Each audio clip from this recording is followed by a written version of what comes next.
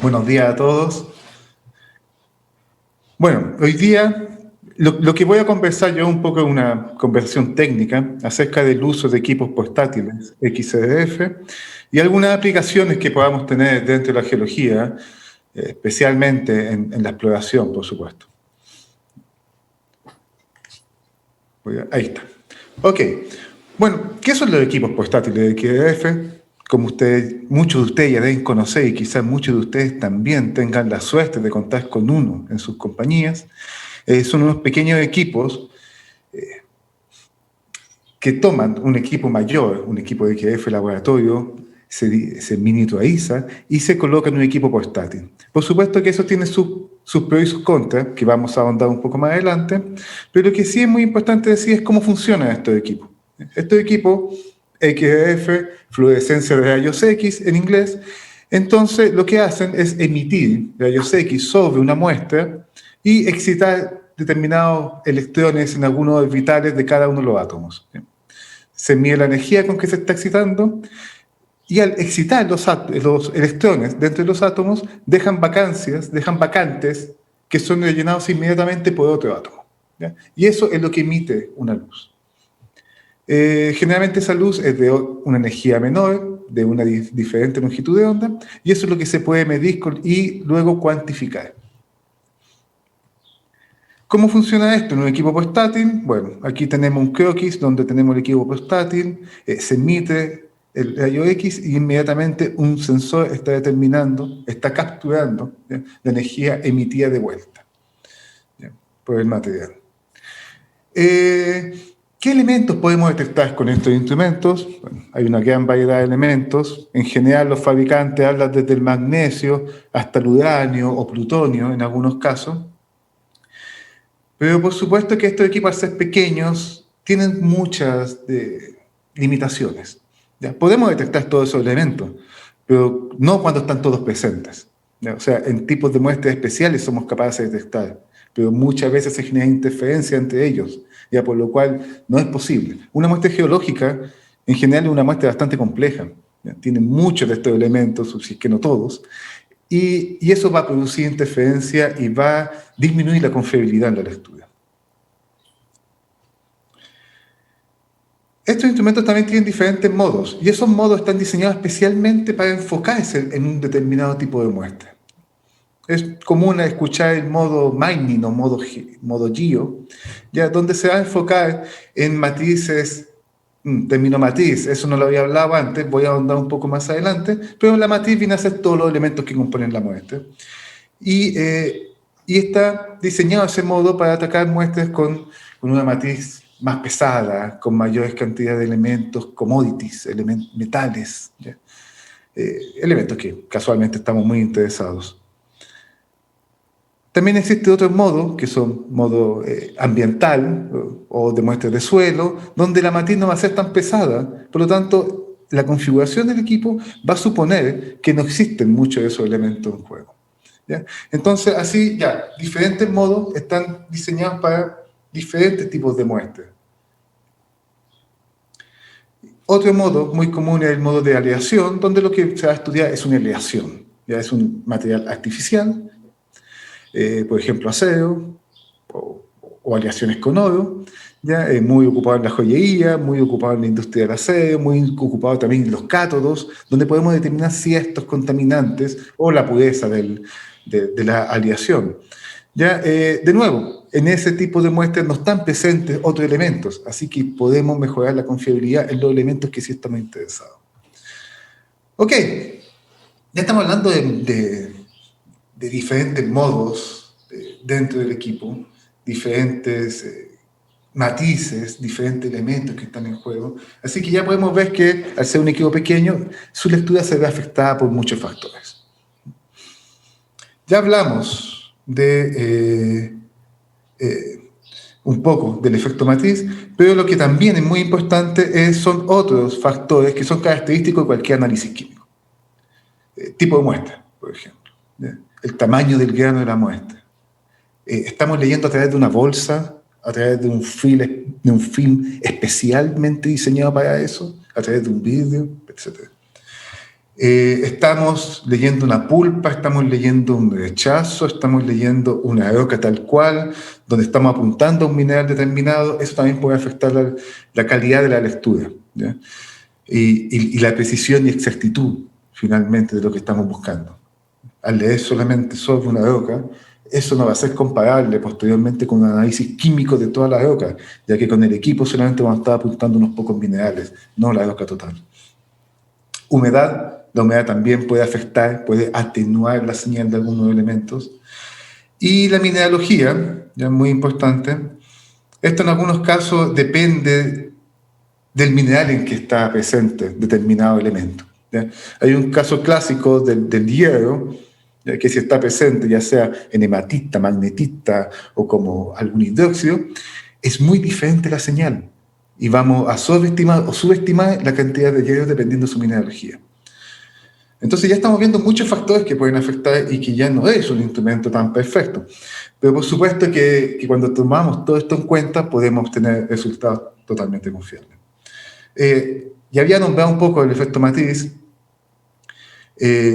Principalmente lo que quiero ahondar en el efecto matriz es que siempre hay... Nuestra muestra no solo está compuesta por el elemento que estamos analizando, por supuesto, hay otros elementos. Esos otros elementos pueden absorber la señal que está emitiendo el átomo en cuestión. Por lo tanto, vamos a estar subestimando porque se va a absorber algo de la señal que estamos leyendo. O, por otro lado, también se puede aumentar la señal debido a otra emisión de otro tipo de átomos. Entonces, ahí tenemos un efecto que siempre tenemos que considerar, ¿ya? ¿Cuál es la matriz de nuestras muestras? ¿Con qué matriz estamos trabajando? La ventanita es pequeña, la ventanita de los instrumentos, ¿ya? Así que, por supuesto, de nuevo, tema de homogeneidad.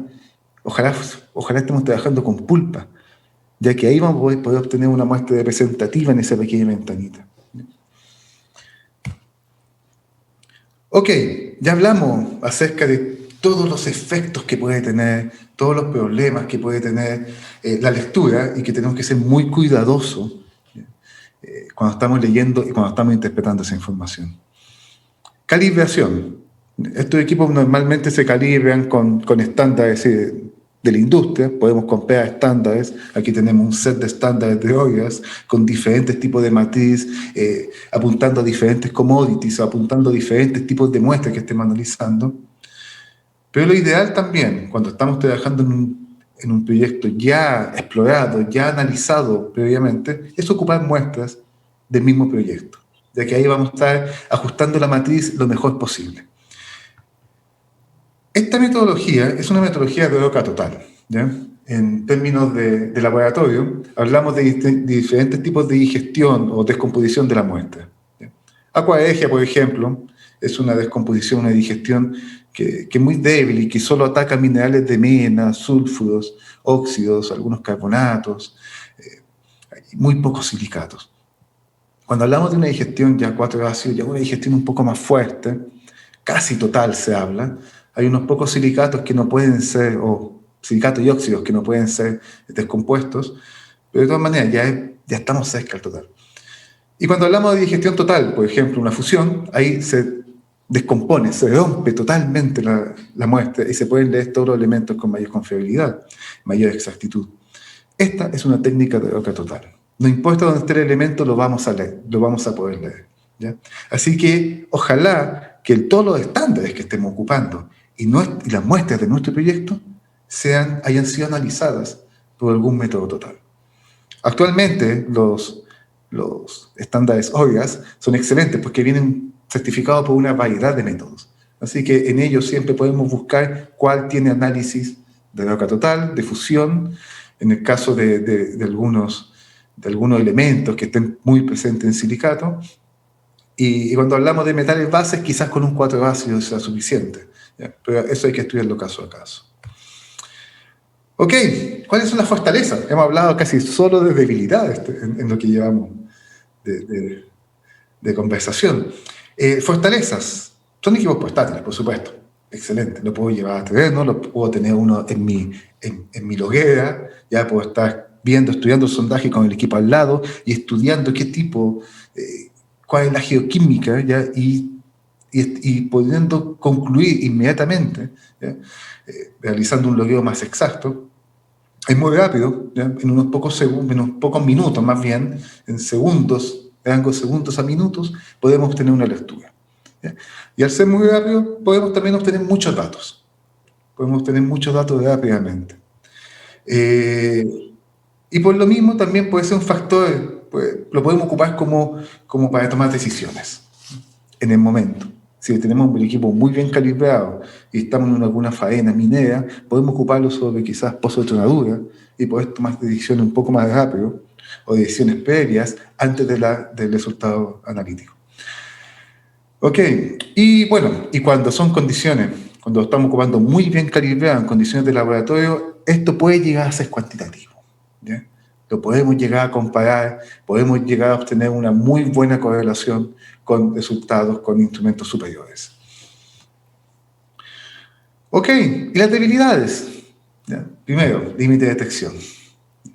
No son tan buenos como con un equipo de laboratorio, por supuesto. Aquí tenemos una comparación de titanio, 4 ácidos en el eje X, XF portátil en el eje Y, y podemos ver que los datos son escalonados totalmente, ¿ya?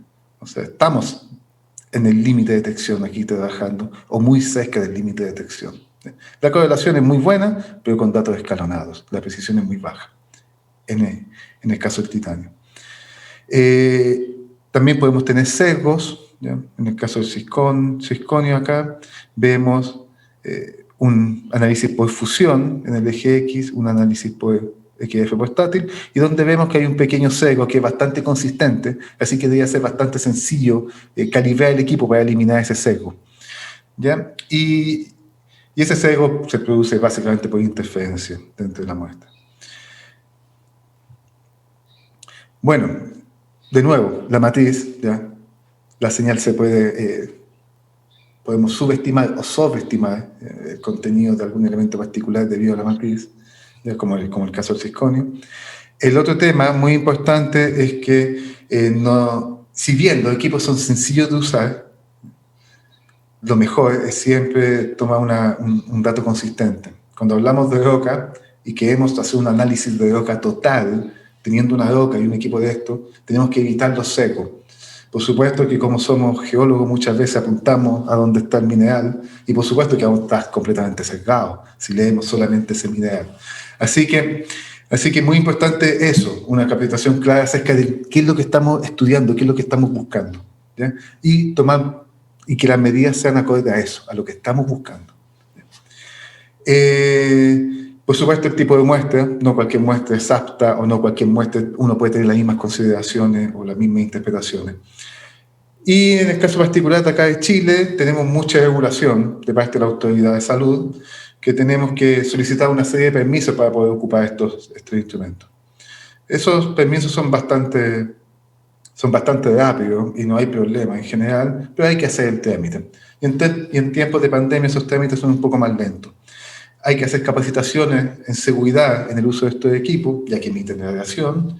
Lo bueno es que no es radiación constante, no tiene isótopos, ya es una radiación producida por electricidad. Por lo tanto, solamente cuando se prende emite la radiación, lo que lo hace un equipo bastante seguro.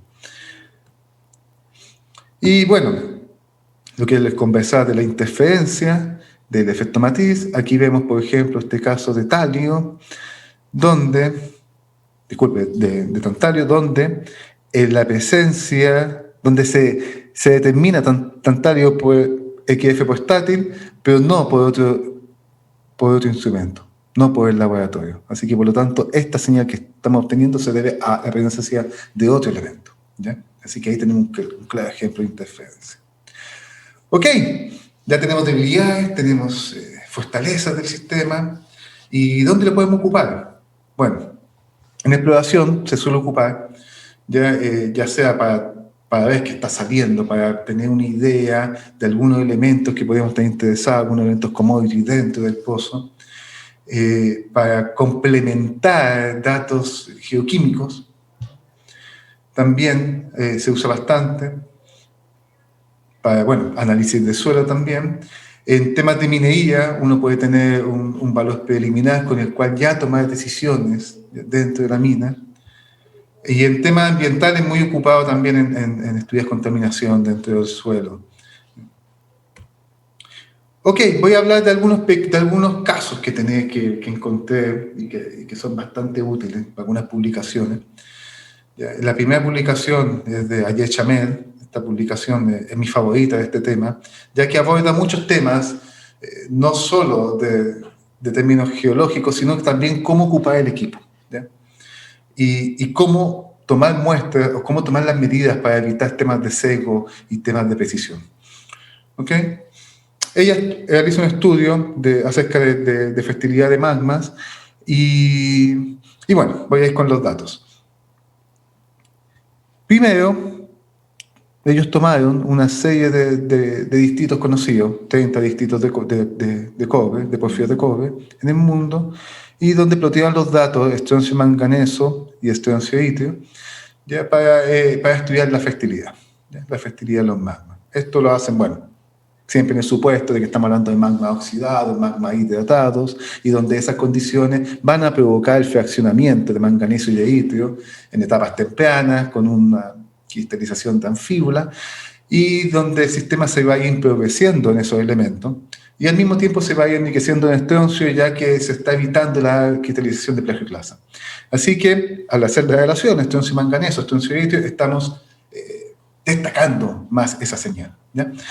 Por eso es que la escala es logarítmica en ambos ejes y podemos ver en gris, típico color de algo estéril, gris, magmas no perspectivos versus magmas perspectivos.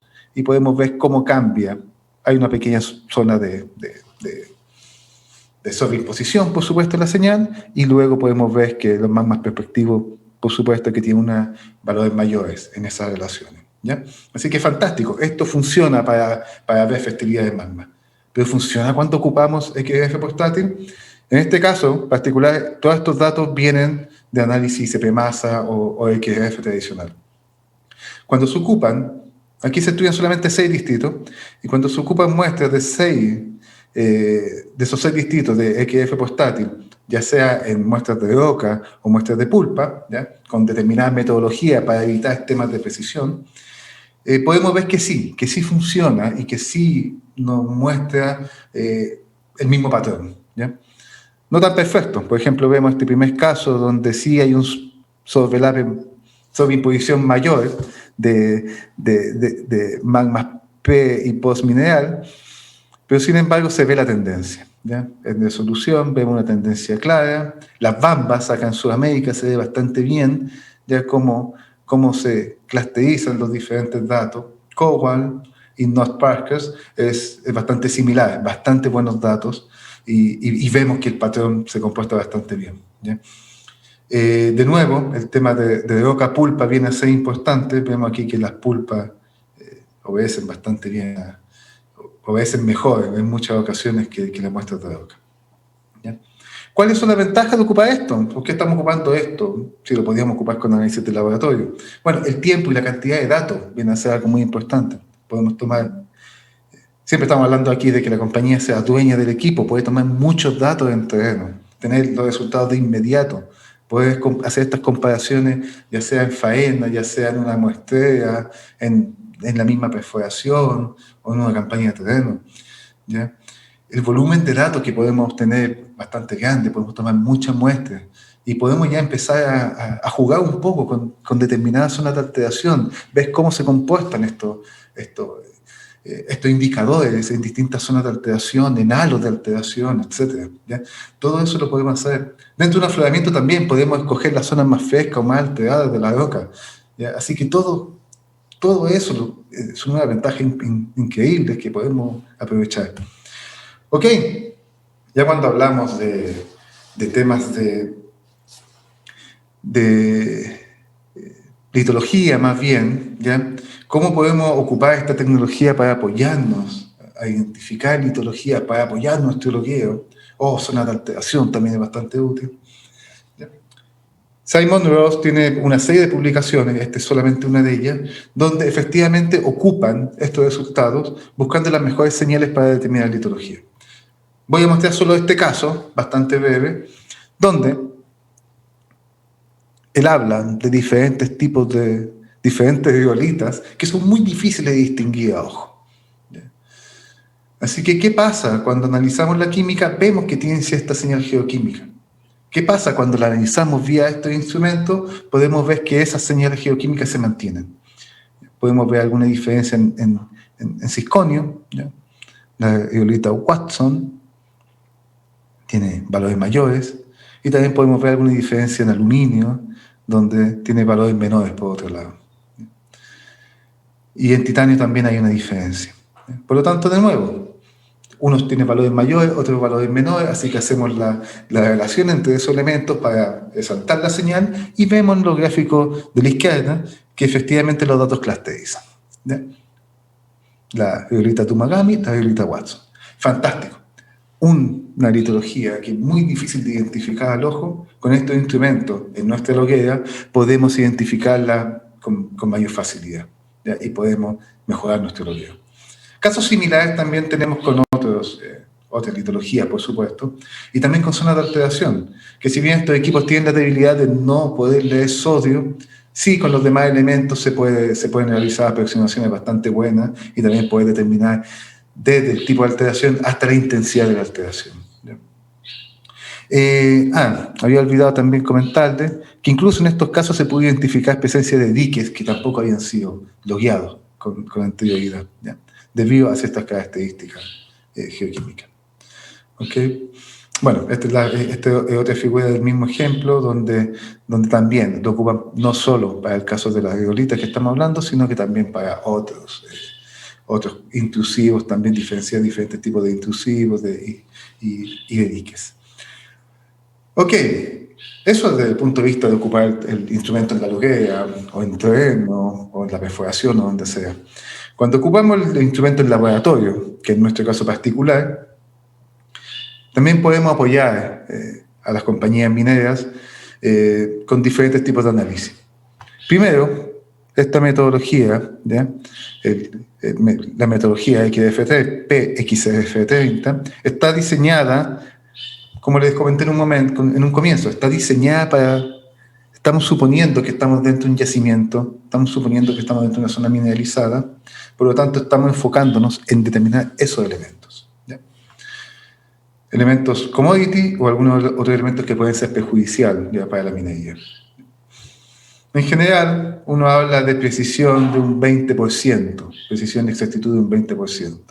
Esa, de nuevo, es la debilidad de estos sistemas, pero por otro lado, son de respuesta muy rápida. Así que ya una vez que haya sido preparado la muestra de roca, la muestra de sondaje, y haya sido pulverizada, ya se puede leer inmediatamente y se puede tener un resultado rápido, ¿ya?, y con el cual ya puedes tomar algún tipo de decisiones.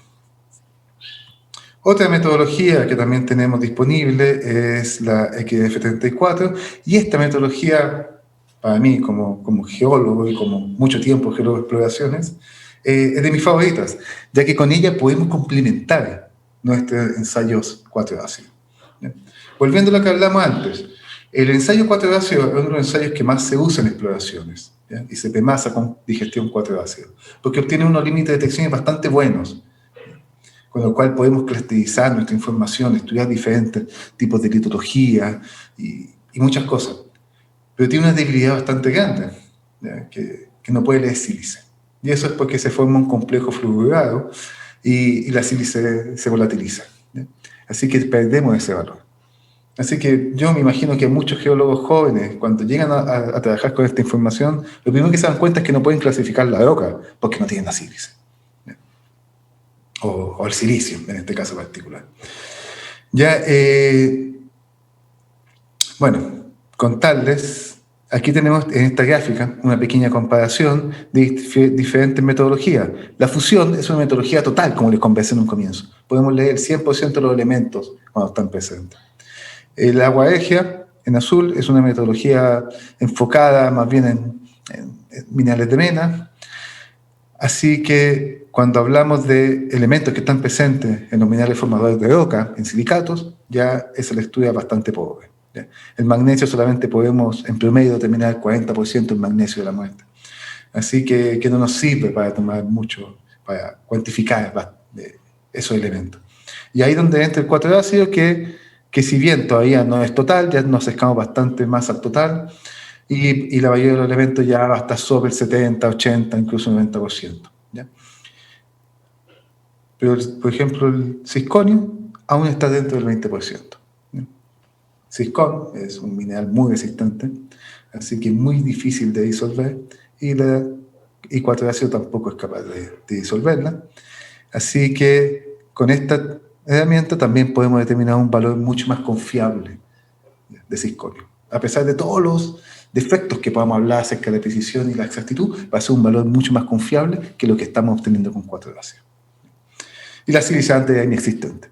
Titanio también mejora algo, ya que también el titanio se ocupa en muchos diagramas de discriminación litológica, y también lo podemos determinar con una mejor exactitud, no así precisión. Ya la precisión va a ser un poco más pobre. Ejemplos, bueno, lo que le comentaba, la sílice.